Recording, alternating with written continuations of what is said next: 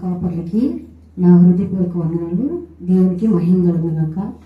ఈ శుభ శుక్రవారం రోజు యేసుక్రీస్తు పలికినటువంటి 7 మాటలలో 2వ మాట మాట్లాడేందుకు నాకు ఇచ్చినటువంటి యొక్క సదావకాశాన్ని బట్టి సేవకులకి యేసుక్రీస్తుకి మరోసారి నా హృదయపూర్వక వందనాలు చెల్లిస్తున్నాను. మొదట మనము ప్రార్థన చేసుకున్నాం.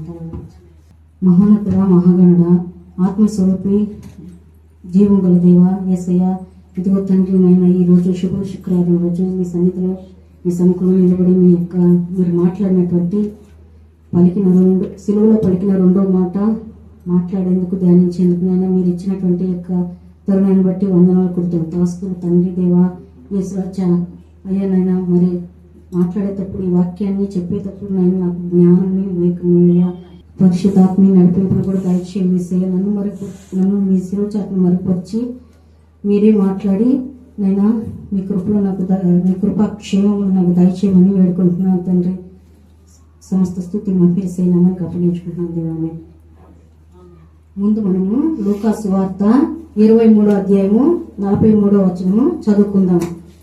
అందుకు ఆయన వానితో, నేడు నీవు నాతో కూడా పరదేశిలో ఉందువని నిశ్చయముగా నీతో చెప్పుచున్నాను. ముందు మనము ఒక ప్రశ్న వేసుకుందాము. మన ప్రభు యేసుక్రీస్తు ఈ లోకానికి ఎందుకు వచ్చాడు? శిలువ యాగము ఎందుకు జరిగించాడు? ఆ యొక్క మాటను మనము యోహాను సువార్త 3వ అధ్యాయము 16వ వచనంలో చూస్తాం. దేవుడు లోకమును ఎంతో ప్రేమించిన కాగా ఆయన తన అద్వితీయ కుమారునిగా పుట్టిన వాని యందు విశ్వాసముంచు ప్రతివాడును నశింపక నిత్య జీవము పొందినట్లు ఆయనను అనుగ్రహించెను. మనము అనేక పాపాలు చేసి నశించిపోతున్న మనలను, దారి తప్పిపోయిన మనలను వెతికి రక్షించి నిత్య జీవములకి నడిపించుటకు ఆ దేవుని కుమారుడైనటువంటి యేసుక్రీస్తు ఈ లోకానికి వచ్చి ఆ దేవాది దేవునికి మనకును మధ్యవర్తిగా ఉండి మన పాపాలను క్షమించి మనల్ని పరలోక రాజ్యానికి నశించిపోతున్న మనల్ని క్షమించి నిత్య జీవములకి నడిపించుటకు ఈ లోకానికి వచ్చి శిలువ యాగము జరిగించాడు. తర్వాత యేసయ్యని ఏ విధంగా వాళ్ళు శిక్షించారో మనము చూస్తాం. యేసయ్యని పట్టుకున్నటువంటి రోమా సైనికులు యేసయ్యని బాగా కొట్టి ముఖం మీద ఒక ముసుగు వేసి, ఇప్పుడు నిన్ను ఎవరు కొట్టారో నువ్వు ప్రవచించి చూస్తామని చెప్పి ఆయన్ని అభ్యసించి దూషించారు. అనేక దూషణ మాటలు మాట్లాడారు. కానీ యేసయ్య మౌనంగానే ఉన్నాడు. అప్పుడు కొట్టిన తర్వాత నెక్స్ట్ రోజు ఉదయాన అందరూ సభ తీరిన తర్వాత పెద్దలు అక్కడ కూడినటువంటి అధికారులందరూ మధ్యకి యేసుక్రీస్తుని తీసుకొని పోయి నిలబెట్టారు. ఆ యేసుక్రీస్తుని నిలబెట్టి రోమా అధికారి అయినటువంటి పిలాతుకి అప్పగించారు. అప్పగించి పిలాతు దగ్గర కూడా యేసుక్రీస్తు మీద అనేక నేరాలు మోపారు. మోపితే పిలాతు యేసుక్రీస్తుని విచారించాడు. ఆయన్ని అనేక విధాలుగా విచారించి అనేక కోణాల్లో పరిశీలించి ఈ యేసుక్రీస్తు దగ్గర ఎటువంటి తప్పిదము పిలాతుకి కనిపించలేదు. పిలాతి మహాజ్ఞాని, ఆయన గొప్ప అధికారి. మనిషిని చూసిన వెంటనే ఆయన ప్రతిదీ గ్రహించగలిగేటువంటి జ్ఞానం కలిగినటువంటి అధికారి. ఆయనకి ఏ తప్పిదము యేసుక్రీస్తులో కనపడలేదన్నమాట. అయినప్పటికీ ఆ యొక్క ప్రజల్ని అడిగాడు, ఈయన కాడ ఏమీ తప్పు కనిపించలేదు నాకైతే, మీరు ఏమంటారు, ఈయన్ని శిక్షించి వదిలేద్దామా అని అడిగినప్పుడు అక్కడుండే ప్రజలందరూ కేకలేసి గట్టిగా ఈ యేసుక్రీస్తుకి శిలువ వేసి బరబ్బని మాకు విడిపించమని కోరుతారనమాట. కోరుకున్నప్పుడు పిలాతు మరోసారి ప్రయత్నం చేస్తాడు. ప్రయత్నం చేస్తే ఆనాడు పస్కా పండుగ రోజు ఇద్దరు నేరస్తులలో ఒకరిని విడిపించేటువంటి ఆచారం కలదు. ఆ యొక్క విషయాన్ని బట్టి యేసుక్రీస్తుని అట్లయినా విడిపిస్తామని చెప్పి పిలాతు ప్రయత్నం చేసి విడిపించేందుకు ప్రయత్నం చేసి మనలో ఇంకోసారి ప్రజలు అడిగితే ప్రజలు ఒప్పుకోలేదు. ఇంకోసారి ఇంకా గట్టిగా ఇంకా ఏం చెప్పలేని పరిస్థితిలో ఆ యొక్క పిలాతుని డామినేట్ చేస్తూ కేకలు వేశారు. అధికారులు అక్కడ ఉండేటువంటి ప్రజలందరూ ఆ కేకలు వేసేటప్పటికి పిలాతుకి ఏం చేయాలో దిక్కుదేక ఇంకా యేసుక్రీస్తుని శిక్షించి వాళ్ళకి అప్పగించేశాడు. అప్పుడు ఆ యొక్క సైనికులు ఏం చేశారంటే పిలాతుని యేసయ్యని సిలువ వేసి బరబ్బాని విడుదల చేశారనమాట. బరబ్బా ఎటువంటి వాడు అంటే నరహంతకుడు, మనుషుల్ని చంపేసినటువంటి వాడు. అయినప్పటికీ ఆయన్ని బరబ్బాని విడిపించి యేసుక్రీస్తుని సిలువ వేసేదానికి సిలువకు అప్పగించేశారు.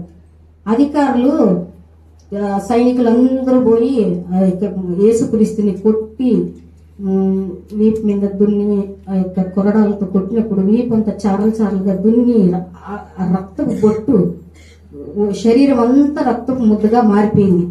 అప్పుడు తీసుకొని పోయి మోయలేని శిలువను మోపిస్తూ దారిలో కొట్టుకుంటూ తీసుకొని పోయి గొలగొత్త కొండ మీదకి తీసుకొని పోయి ఇద్దరు దొంగల మధ్య ఆయన్ని శిలువ మీద వ్రేలాడ వేశారు. ఇది మత్తయి సువార్త 27వ అధ్యాయము 44వ వచనంలో. ఆయనతో కూడా సిలువ వేయబడిన బందిపోటు దొంగలు అలాగే ఆయనను నిందించిరి. ఈ మాట ఆల్రెడీ యెషయా గ్రంథంలో 53వ అధ్యాయం 12వ వచనంలో కూడా ప్రవచింపబడింది. లూకా సువార్త 22వ అధ్యాయము 37లో ఈ విధంగా యేసుక్రీస్తు శిష్యులతో చెప్తాడు, ఆయన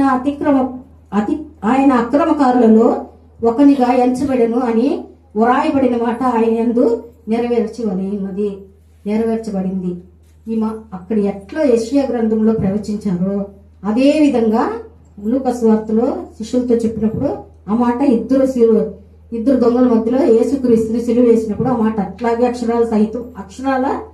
అక్షరాల నెరవేర్చబడింది. యేసుక్రీస్తు జీవితంలో అక్షరాల ఆ మాట నెరవేర్చబడింది. ఆ బందిపోటు దొంగలు ఎటువంటి వారంటే వచ్చేటువంటి ప్రతి ఒక్కరిని దోచుకొని చిన్న పెద్దని పాపం పుణ్యమని ఏంచేటువంటి వాళ్ళు కాదు. అటువంటి దొంగల మధ్య యేసుక్రీస్తుని సిలువ మీద వేలాడి వేసినప్పుడు ఆ దొంగలు కూడా ఆయన్ని నిందిస్తున్నాడు. ఆ దొంగ అయితే లూకా సువార్త 23వ అధ్యాయం 43వ వచనంలో ఎట్లా మాట్లాడుతున్నాడో దొంగ క్రీస్తు విషయం చూస్తాడు. వేలాడ వేయబడిన ఆ నేరస్తులలో ఒకడు ఆయనను దూషించుచు, నీవు క్రీస్తువు కదా, నిన్ను నీవు రక్షించుకొనుము, మమ్మను కూడా రక్షించమని చెప్పెను. అయితే రెండవ వాడు వానిని గద్దించుచు, నీవు అదే శిక్షా విధిలో ఉన్నావు గనుక దేవునికి భయపడవా? మనకైతే ఇది న్యాయమే, మనము చేసిన వాటికి తగిన ఫలము పొందుచున్నాము అని ఈయన ఏ తప్పిదమును చేయలేదని చెప్పి మొదటి దొంగ శిలువలో వేలాడుతూ కూడా ఆయన్ని దూషిస్తానే ఉన్నాడు. ఈనాడు ఇప్పటికి కూడా మనం కూడా దేవుణ్ణి ఏదో ఒక విషయంలో మనము తోలు నడుతూనే ఉంటాము. ఆయన్ని ఏదో కొరవ చెప్తానే ఉంటాం. ఆయన పరిపూర్ణుడు అని తెలిసినా కూడా అది మరుగుపరుచుకొని హృదయంలో ఎట్లా మనం జ్ఞాపకం ఉన్నా కూడా దేవుణ్ణి ఏదో విధంగా తూలు నడే పరిస్థితి ఈనాడు కూడా జరుగుతూనే ఉంది. అయినప్పటికీ ఆ యొక్క పరిస్థితి మనకు వచ్చినప్పుడు మనము గ్రహింపగలిగి ఆ యొక్క పరిస్థితి నుండి మనము విడుదల పొందాలని దేవుని దగ్గర ప్రార్థన చేసుకోవాలి. అయితే ఈ రెండో దొంగ వాడిని గద్దించాడు, నువ్వు కూడా అదే శిక్షా విధిలో ఉన్నావు కదా, మనకైతే ఈ శిక్ష అనేది మనం చేసిన దానికి ప్రతిఫలము అనుభవిస్తున్నాము, ఈ శిక్ష అయితే మనకి తగినదే అని చెప్పి ఆయన చక్కగా తన చేసినటువంటి తప్పులు తాను గుర్తెరిగి ఆ పాపాలన్నీ ఆయన తెలుసుకొని జ్ఞాపకం చేసుకొని మాట్లాడుతూ ఉన్నాడు. ఆయన ఏమైనాడో ఆ రెండో దొంగ ఎట్లా ఆయన చేసినటువంటి పాపాలు, ఆయన చేసినటువంటి అతిక్రమాలు అన్నిటినీ జ్ఞాపకం చేసుకొని ఆయన వచ్చి ఈ ఫస్ట్ దొంగతో మాట్లాడుతున్నాడు అనమాట. రెండో దొంగ మాట్లాడి రెండో దొంగని గద్దించాడు. తర్వాత యేసు కానీ ఈయన ఏ తప్పిదమును చేయలేదని చెప్పి ఆయనను చూచి, యేసు నీవు నీ రాజ్యంలోనికి వచ్చినప్పుడు నన్ను జ్ఞాపకం చేసుకోమని అడిగాడు. ఆయన తప్పులు రెండో విధంగా తాను చేసిన తప్పులు, నేరాలు, అతిక్రమాలు అన్ని జ్ఞాపకం చేసుకున్నాడు, మనసులో పరిశీలించుకున్నాడు, హృదయంలో పశ్చాత్తాపం పొందాడు, ఆత్మ పరిశీలన చేసుకున్నాడు. తర్వాత దేవుని వైపు తిరిగి, యేసయ్యా నన్ను క్షమించేసయ్యా, నన్ను నీ రాజ్యంలో వచ్చినప్పుడు నన్ను జ్ఞాపకం చేసుకోమని యేసుక్రీస్తుతో వినయమిగా ప్రార్థన చేశాడనమాట. అప్పుడు యేసుక్రీస్తు ఏం చేస్తాడంటే, నేను నీ తప్పులు నేను క్షమించినా నేను చెప్పి ఒక మాటతో పోగొట్టలేదు, ఆయన్ని మాటతో ఆదరించాడు, కనికరించాడు. అప్పుడు ఒక మాట, అప్పుడు చెప్పినటువంటి మాట ఇది. అందుకు ఆయన వానితో నేడు నీవు నాతో కూడా పరదేశంలో ఉందని నిశ్చయముగా చెప్పుచున్నాను నేను. ఆమేన్. మనము ఈనాడు మనం పరిస్థితిలో ఎలా ఉన్నా కూడా మనము ఏదైనా తప్పు చేసినప్పుడు దేవుని సన్నిధిలో మోకాళ్ళుని యేసయ్యా నన్ను క్షమించినైనా అని చెప్పి ప్రార్థన చేసి అడిగి వేడుకున్నప్పుడు ఆయన క్షమించగలిగినటువంటి సిద్ధ మనసు కలిగినటువంటి దేవుడు ఎప్పటికీ మనల్ని త్రోసివేది. ఎటువంటి పరిస్థితిలో అయినా సరే మనం చేయబట్టి లేవనెత్తి నిలబెట్టి బలపరిచి ధైర్యపరిచి ముందుకు కొనసాగు అని చెప్పి ఎంకరేజ్ చేసేటువంటి గొప్ప దేవుడిని మనం యేసుక్రీస్తుని మనం కలిగి ఉన్నాం. మనం కూడా పశ్చాత్తాపం కలిగి మనలో ఉండేటువంటి ప్రతి కల్మషాన్ని యేసుక్రీస్తు రక్తంలో కడగబడి ముందు కొనసాగేందుకు ప్రయత్నిద్దాం. ఇప్పుడే కాదు, ఈ రోజు గుడ్ ఫ్రైడే ఒక్కరోజే కాదు, ప్రతిరోజు మన జీవితాంతము ఇది మనము చేస్తూ ఉండాలి. ప్రతిరోజు మనం శిలువ ధ్యానం అనేది చేసినప్పుడు మనలో పరివర్తన వస్తుంది. మనము పరలోక రాజ్యం చేరేందుకు ఒక అవకాశం మనకు కూడా దేవుడు ఇస్తాడు. ఆయన క్షమించగలిగినటువంటి దేవుడు, ఆశీర్వదించే దేవుడు అయినందుకు దేవునికి స్తోత్రాలు. ఈ కొద్ది మాటలు మాట్లాడే గొప్ప కృపను ధన్యతనిచ్చిన యేసయ్య నామానికి సంఘ కాపరులకి నా హృదయపూర్వక వందనాలు చెల్లిస్తూ ఈ మాటలు ముగిస్తున్నాను. ఆమేన్.